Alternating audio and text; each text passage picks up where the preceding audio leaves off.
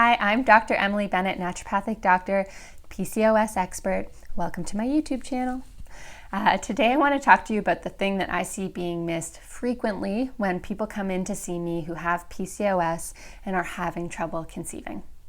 But before I get to that, I want to tell you something super important. PCOS, polycystic ovarian syndrome, is not a life sentence of infertility. Having PCOS does not even mean that you are going to have trouble conceiving. So don't listen to your doctor, friends and family, the internet, if they tell you otherwise. Absolutely, having PCOS does increase your susceptibility to fertility issues. That is true. Polycystic ovarian syndrome is driven by a hormonal dysregulation that in some way or another is involving your reproductive system and your ovaries. So of course that's going to have that has the real strong possibility of having a potential impact on your fertility, but it doesn't mean that it will necessarily. And there are a lot of ways that you can engage with your diagnosis of PCOS to improve your fertility as well. So the thing that I see going missed again and again is insulin resistance. The research confirms it every which way. In many, and probably even the majority of polycystic ovarian syndrome cases, the driving force behind the symptoms is susceptibility to insulin resistance. And it is going missed by all kinds of physicians, family doctors, gynecologists, naturopathic doctors, nutritionists that can run blood work over and over again.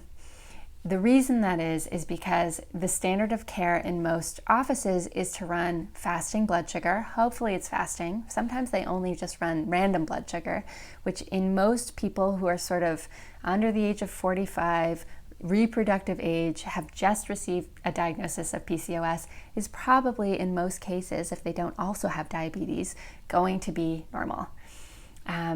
So fasting blood sugar, also often normal.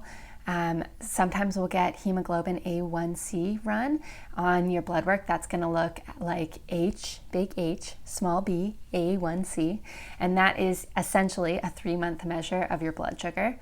And although fasting blood sugar and hemoglobin A1C are useful measures for making sure blood sugar is being regulated well, they are almost always normal in someone who has PCOS but has not yet developed diabetes or doesn't have pre-existing diabetes at the same time as having PCOS. However, in the majority of cases, somebody who has been given a diagnosis of PCOS likely has some insulin resistance to some degree. What is insulin resistance?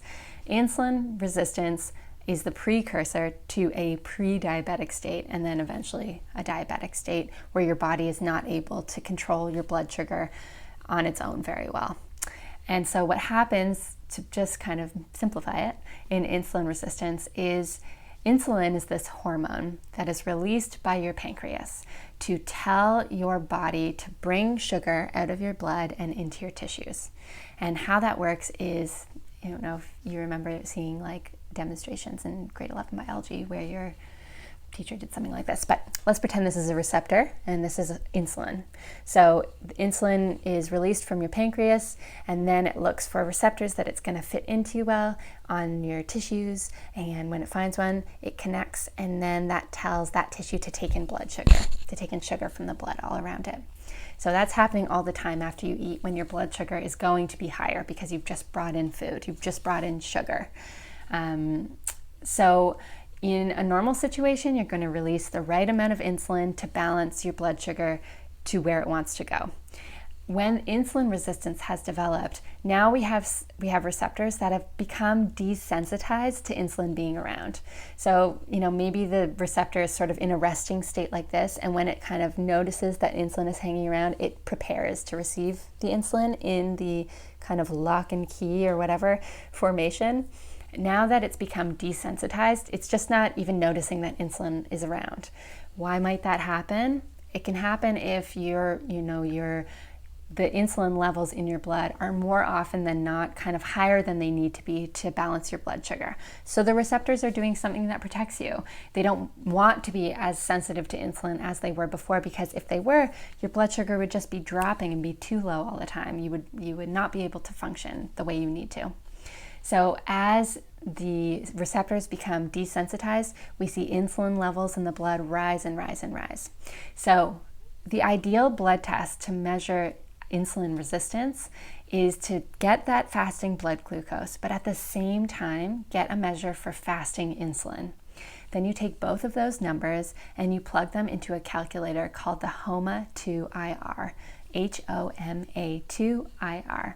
And this gives you a measure of insulin resistance. It also gives you a measure of how sensitive you seem to be to insulin, as well as how well the cells in your pancreas are doing at producing insulin. This is a measurement that's used in the research frequently to look at populations. And when I'm working with someone who has PCOS, especially someone who's trying to conceive, I really find that it is a measure that's strongly correlated with troubles with conceiving. It's also strongly correlated with how many symptoms you're presenting with in your PCOS. And it's something that we can shift reasonably easy with lifestyle changes, with changes to your sleep, with nutritional changes, if that's something that works for you. There are so many different ways that you can engage with your body and how you're feeling and your lifestyle in order to have an effect on improving your insulin sensitivity and so decreasing your insulin resistance. So if you are having trouble conceiving and you've been given a diagnosis of PCOS, I want you to go back through your blood work and see if they ran fasting insulin, fasting glucose. And if they did, plug it into the HOMA2IR calculator. You can download it on the internet. There's probably an app for it. If it hasn't been run, this is a really great opportunity to get yourself back into the doctor's office and advocate for it. There is lots of research available indicating that these two things give a good estimate of your insulin resistance. And there's lots of research indicating also that insulin resistance almost always precedes diabetes and is the thing that shows up first in PCOS. In fact, that it is the thing that drives the symptoms of PCOS. So go in and strongly advocate for it. Fasting insulin, fasting glucose. You get copies of that blood work yourself if they aren't familiar with or unwilling for some reason to run it through the calculator, and run it through yourself and then use that to track your progress. Make sure that that's been done.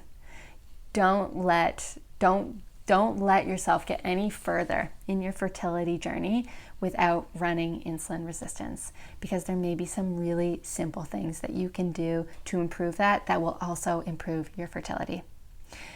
If you want to know more about that, I've actually got a free resource that I'm going to link down below that talks about different ways that you can improve your insulin resistance without even getting into the topic of dieting, which is not something I'm super fond of. I don't think it's something that's very safe to recommend when I don't know the person I'm talking to.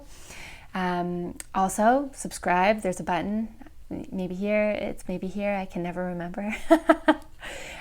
Because I'm putting out videos like this all the time.